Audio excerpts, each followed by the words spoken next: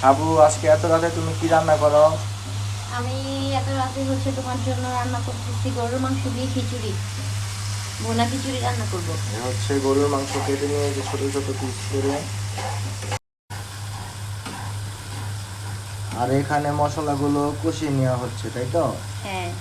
গরুর মাংস রান্না করবে, তাই মাংস কষানোর জন্য মশলাগুলো ভালোভাবে কষিয়ে নিতে হয়, না হলে একটা কাঁচা গন্ধ আসে।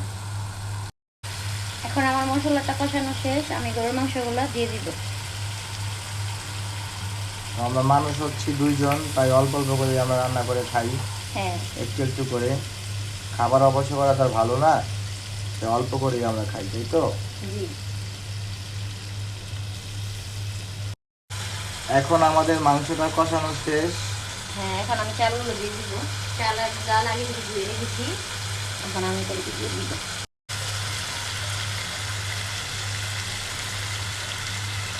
চালগুলো দিয়ে দিচ্ছে।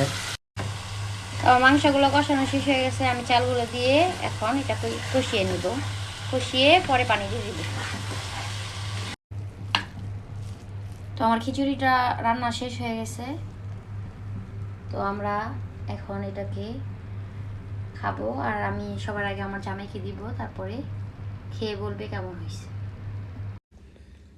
এখন আমাদের খিচুড়িটি কমপ্লিট হয়ে গেছে।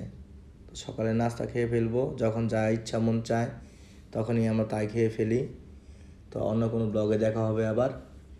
আল্লাহ হাফেজ, সবাই ভালো থাকবেন, সুস্থ থাকবেন।